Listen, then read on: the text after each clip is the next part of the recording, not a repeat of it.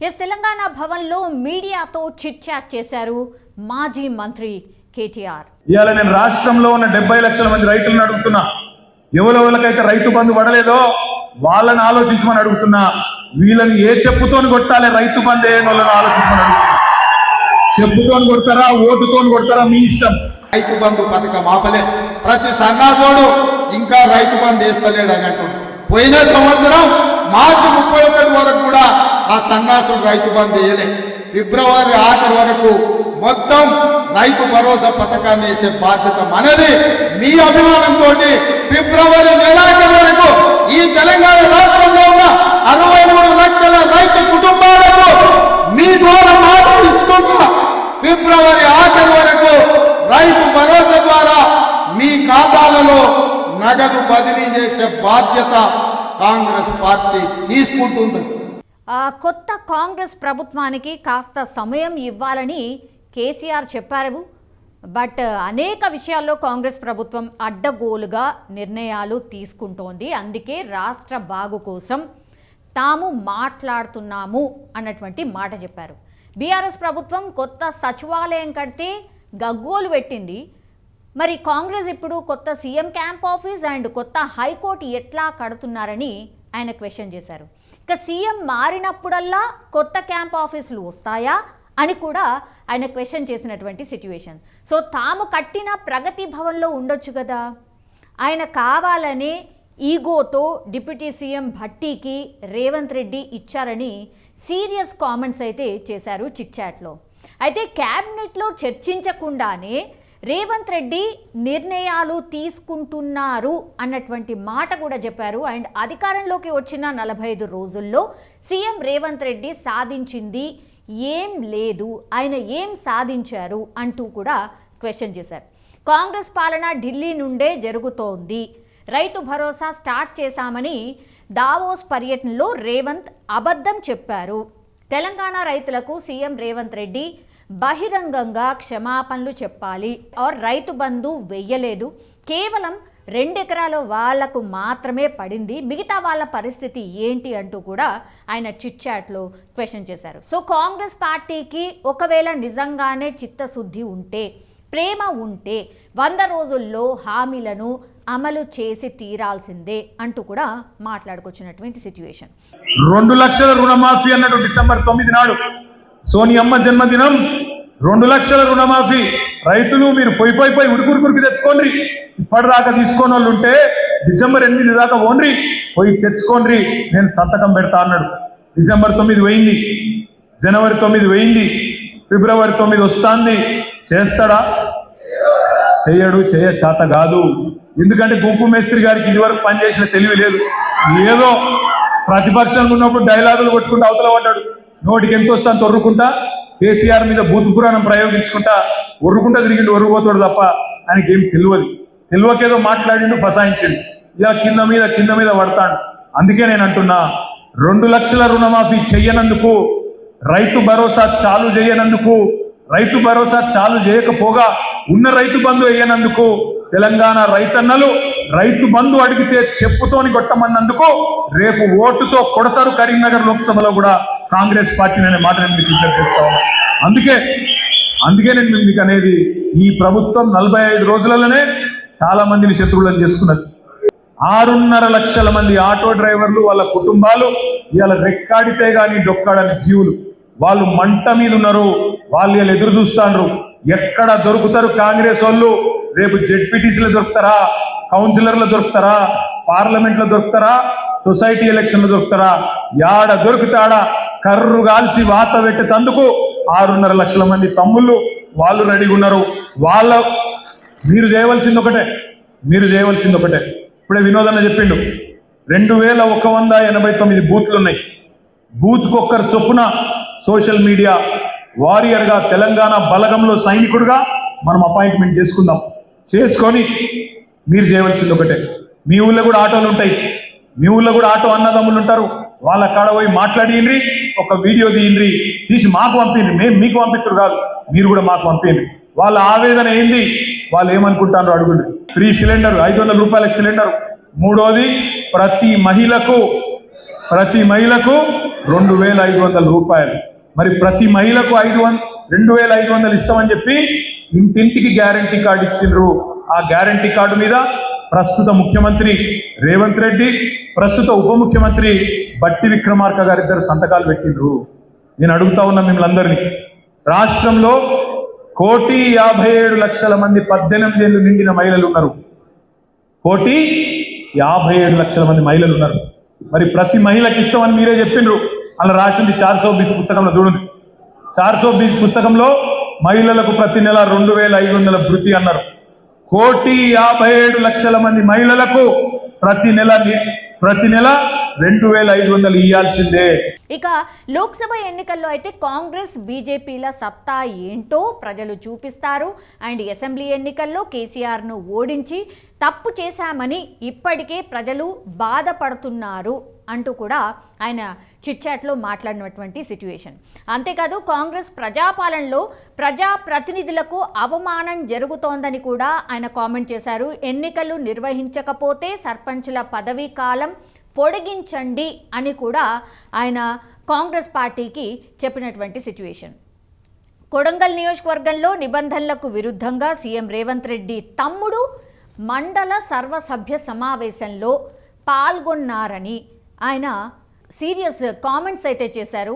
Revanth Reddy brother ఎవరైతే ఉన్నారో ఆయన ప్రోటోకాల్ నిబంధనలను తుంగలో తొక్కి ఒక గవర్నమెంట్ అఫీషియల్ దాంట్లో ఎట్లా పాల్గొంటారు అని కూడా క్వశ్చన్ చేశారు. అండ్ అసెంబ్లీలో జరిగిన సమావేశంలోనూ ఎలాంటి హోదా లేకుండానే రేవంత్ రెడ్డి తమ్ముడు పాల్గొన్నారు అని కూడా ఆయన గుర్తు చేసినటువంటి సిచ్యువేషన్. సో ఇవి రెండు కూడా serious allegations on Revanth Reddy brother.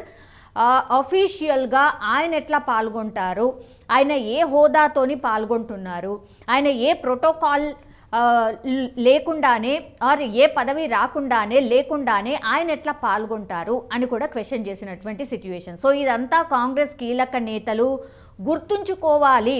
అంటే ఇవన్నీ జరుగుతున్నాయి, కాంగ్రెస్ నేతలు మీరు గమనిస్తున్నారా అన్నటువంటి మాట కూడా కేటీఆర్ చెప్పినటువంటి సిచ్యువేషన్. సో కాంగ్రెస్ బీజేపీలు డీప్ మ్యాచ్ ఫిక్సింగ్లో ఉన్నాయంటూ కూడా మాజీ మంత్రి బీఆర్ఎస్ వర్కింగ్ ప్రెసిడెంట్ కేటీఆర్ చాలా సీరియస్ కామెంట్స్ అయితే చేసినటువంటి సిచ్యువేషన్ కనిపిస్తోంది. బీఆర్ఎస్ నేతలు ఏం మాట్లాడినా గవర్నర్కు తప్పు కనిపించింది, కానీ కాంగ్రెస్ విషయంలో పూర్తిగా గవర్నర్ తమిళసై వాళ్ళకి అనుకూలంగా సానుకూలంగా స్పందించారు అన్నటువంటి విమర్శలు కూడా చేశారు. మనకు తెలుసు గవర్నర్ ఎట్లాంటి కామెంట్ చేశారో పాడి కౌశిక్ రెడ్డి మీద. అండ్ ఎమ్మెల్సీలు ఎవరైతే గవర్నర్ కోటాలో ఎమ్మెల్సీ క్యాండిడేట్స్ ఎవరైతే ఉన్నారో ఈరోజు ఫైనల్ చేసి ఆమోదం కూడా తెలిపింది. కాబట్టి టీఎస్పీఎస్సీ చైర్మన్ కావచ్చు, 2 ఎమ్మెల్సీ స్థానాలు కావచ్చు, గవర్నర్ ఆమోదం తెలిపారు. కాబట్టి ఇలాంటి వ్యాఖ్యలు చేసినట్టుగా స్పష్టంగా అర్థమవుతోంది. సో 2 ఎమ్మెల్యే కోటా ఎమ్మెల్సీ స్థానాలకు వేరువేరుగా నోటిఫికేషన్లు ఇచ్చి ఎమ్మెల్సీ స్థానాలు కాంగ్రెస్ పార్టీకి దక్కేలా చేశారు గవర్నర్ అన్నటువంటి అసహనాన్ని కూడా వ్యక్తం చేశారు కేటీఆర్. అండ్ తాము అనుభవం ఉన్న వారిని సలహాదారుగా నియమించుకుంటే గగ్గోలు పెట్టాడు రేవంత్ రెడ్డి. ఇప్పుడెలా రాజకీయ నాయకులను సలహాదారులుగా నియమించుకుంటున్నారు అన్నటువంటి సిచ్యువేషన్ ఆయన ప్రశ్నించారు కూడా. ఆయన పర్టికులర్గా ఒక పేరును ప్రస్తావించారు, వేం నరేందర్ రెడ్డి. సీఎం రేవంత్ రెడ్డికి ఏం సలహాలు ఇస్తారని ఆయనను నియమించుకున్నారు అని ఎద్దేవా కూడా చేశారు. సో కాంగ్రెస్ ప్రభుత్వం 5 ఏళ్ళు ఉంటుందా అనే అనుమానం కూడా ప్రజల్లో ఆల్రెడీ స్టార్ట్ అయిపోయింది అన్నటువంటి షాకింగ్ కామెంట్స్ కూడా చేశారు. రేవంత్ రెడ్డి 50 కోట్లు ఇచ్చి పీసీసీ తెచ్చుకున్నారు అని కోమటిరెడ్డి అనలేదా అని కాంగ్రెస్ పార్టీకి ఒక సీఎంను 5 సంవత్సరాలు కొనసాగించే చరిత్ర కూడా లేదు. సో 5 సంవత్సరాల పాటు ఒకే సీఎం ఉండడు అన్నటువంటి మాట ఆర్ అన్నటువంటి కామెంట్స్ కూడా చేసినటువంటి సిచ్యువేషన్. మా పోరాటం కాంగ్రెస్ ప్రభుత్వం 100 రోజుల్లో వాళ్ళు ఇచ్చినటువంటి హామీలు ఏవైతే ఉన్నాయో ఖచ్చితంగా నెరవేర్చాల్సిందే. అప్పటి వరకు మేము క్వశ్చన్ చేస్తూనే ఉంటాం. అవి 420 హామీలు అని మేము ఎప్పటి నుంచో చెప్తున్నాం. సో 420 హామీలు అమలు చేస్తారా లేదా అనే అంశం మీద అయితే ఆయన చాలా ఘాటైన వ్యాఖ్యలే చేశారు. సో కాంగ్రెస్ బీజేపీ కోఆర్డినేషన్ పర్ఫెక్ట్గా నడుస్తోంది ఇప్పుడున్నటువంటి సిస్టంలో ఇప్పుడున్నటువంటి పరిస్థితిలో అని స్పష్టంగా అర్థమవుతుంది అనే సీరియస్ కామెంట్స్ అయితే చేశారు. ఈ దేశం కోసం ప్రాణాలు ఇచ్చింది గాంధీ కుటుంబం. నేను అడుగుతున్న బీజేపీ నాయకులను, కాంగ్రెస్ దేశ స్వతంత్రం కోసం కొట్లాడిన రోజు మీరే పొయ్యిలో పడుతున్నారని నేను అడుగుతున్నా. ఇవాళ ఈ దేశ సమగ్రతను కాపాడడం కోసం ముస్కర్ల తుపాకీ తూటాలకు బలైపోయి మానవ బాంబుల పేల్చులో వీరు మరణం పొందినప్పుడు మీరంతా ఎక్కడున్నారు? మీ నాయకులు ఎవరైనా ఈ దేశం కోసం ప్రాణాలు ఇచ్చిందా అని బీజేపీ నాయకులను నేను అడుగుతున్నా. అట్లాంటి బీజేపీ ఇవాళ గాంధీ కుటుంబం మీద ఆరోపణలు చేస్తారు. సోనియా గాంధీ గారికి, రాహుల్ గాంధీ గారికి ఈడీ నోటీసులు, ఇన్కమ్ ట్యాక్స్ నోటీసులు, సిబిఐ కేసులు పెడుతున్నారు. నేను అడుగుతున్నా సోదరులారా, ఈ దేశంలో 3 తరాలు ప్రధానమంత్రిగా చేసిన జవహర్లాల్ నెహ్రూ, ఇందిరాగాంధీ, రాజీవ్ గాంధీ ఈ దేశ ప్రధానమంత్రిగా చేస్తే ఇవాళ ఉండడానికి సొంత ఇల్లు లేని కుటుంబం ఏదైతే ఉందో అది గాంధీ కుటుంబం. వాళ్ళగా అవినీతి మరకలు అంటించే ప్రయత్నం అని నేను అడుగుతున్నా. ఉండడానికి ఇల్లు లేని వాళ్లకు సొమ్ము సంపాదించుకోవాలన్న ఆలోచన ఎందుకుంటది? దేశం కోసం ప్రాణాలు ఇచ్చిన గాంధీ కుటుంబాన్ని ఇవాళ మోడీ ప్రభుత్వం అక్రమ కేసులు పెడుతుంటే నేను అడుగుతున్న ఈ దేశ పౌరులను, నేను అడుగుతున్న మా మిత్రులను, తెలంగాణ బిడ్డల్ని, మన తెలంగాణ రాష్ట్రం ఇచ్చిన గాంధీ కుటుంబాన్ని మోడీ అవమానిస్తుంటే ఆ మోడీ పార్టీని ఈ తెలంగాణ గడ్డ మీద గెలవనిద్దామా, పొందబెట్టమా? మీరు ఇవాళ ఆలోచన చెయ్యండి మిత్రులారా. ఇవాళ మన యుద్ధం దేశంలో మోడీతోనైతే సందర్భ సడమియాక బిల్లా రంగాలు ఇవాళ ఊరూరు తిరుగుతున్నారు. 10 ఏళ్ళు మేము అధికారంలో ఉన్నాం, మిమ్మల్ని దోచుకున్నాం, మిమ్మల్ని అవమానించినాం, మమ్మల్ని మన్నించండి అని నేను చెప్పదలుచుకున్నా. 100 ఎలుకలు తిన్న పిల్లంట తీర్థయాత్రలు పోయిందంట, అయ్యా నా తప్పైంది మన్నించండి అని. ఇవాళ బిల్లా రంగాలు చాలే శోభారాజు ఇంట్లో వండుకుంటే ఉత్తగా వండుకోలే టీఆర్ఎస్. మొన్న జరిగిన ఎన్నికలన్నా బోర్లు మొక్కలేసి బొక్కలు వీరు ఎరగొట్టే టీఆర్ఎస్ వాళ్ళు పోయి బోర్లో వండుకున్నారు. ఇవాళ ఓడిపోయి సిగ్గు లేకుండా మళ్లీ వీధుల్లోకి వచ్చి కాంగ్రెస్ పార్టీ ఇచ్చిన హామీలు అమలు చేయలేదని అంటారు. నేను అడుగుతున్నా, మనం వచ్చి సరిగ్గా 50 రోజులు కాలే. ఎన్నికలకు వెళ్ళినప్పుడు ఏం చెప్పినాం మిత్రమా? నేను ఎన్నికల ప్రచారంలో ప్రతి సభలో చెప్పినా ఖచ్చితంగా డిసెంబర్ 9, 2023 నాడు ఇందిరమ్మ రాజ్యం ఏర్పడుతుంది, ఎల్బీ స్టేడియంలో ప్రమాణ స్వీకారం చేస్తాం, సోనియమ్మ వస్తుందని, సోనియమ్మ సమక్షంలో ఇక్కడనే ప్రభుత్వాన్ని ఏర్పాటు చేస్తామని చెప్పిన మాట నిలబెట్టుకున్నామా మనం? మీ అందరి సహకారంతోనే కదా ఇదే ఎల్బీ స్టేడియంలో సోనియమ్మ సమక్షంలో మన ప్రభుత్వం ఏర్పడ్డది. ప్రభుత్వం ఏర్పడ్డాక 100 రోజుల్లో మన హామీలు అమలు చేస్తామన్నాం.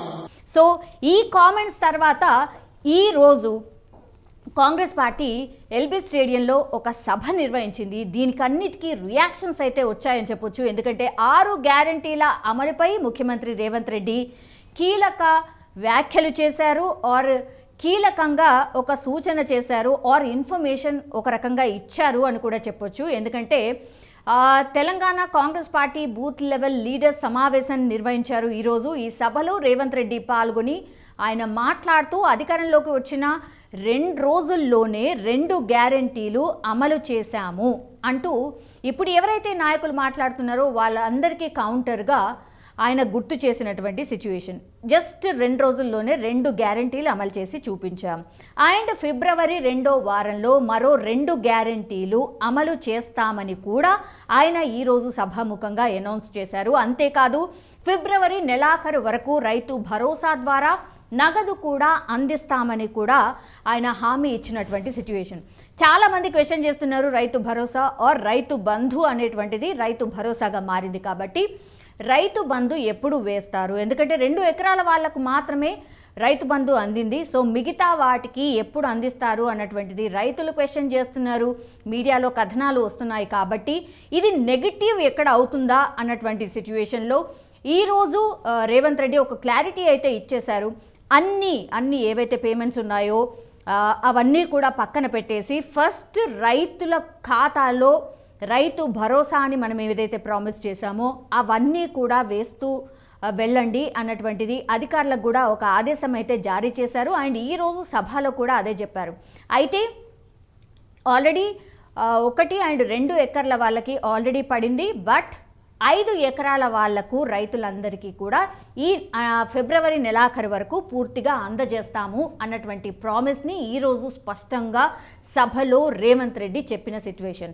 సో పదే బీఆర్ఎస్ నేతలు చేస్తున్న మేస్త్రీ కామెంట్స్పై కూడా రేవంత్ ఘాటుగానే రియాక్ట్ అయ్యారు అని చెప్పొచ్చు. ఎందుకంటే అవును, నేను మేస్త్రీనే, తెలంగాణను పునర్నిర్మించే మేస్త్రీని అని కూడా ఆ కీలక వ్యాఖ్యలు చేశారు. ఆర్ కౌంటర్గా ఆయన వ్యాఖ్యలు చేశారని కూడా చెప్పొచ్చు. అండ్ వచ్చే పార్లమెంట్ ఎన్నికల్లో మోడీని ఓడించి రాహుల్ గాంధీని ప్రధాని చేయాలని కూడా కార్యకర్తలందరినీ ఉద్దేశించి ఆయన ప్రసంగిస్తూ చెప్పినటువంటి సిచ్యువేషన్.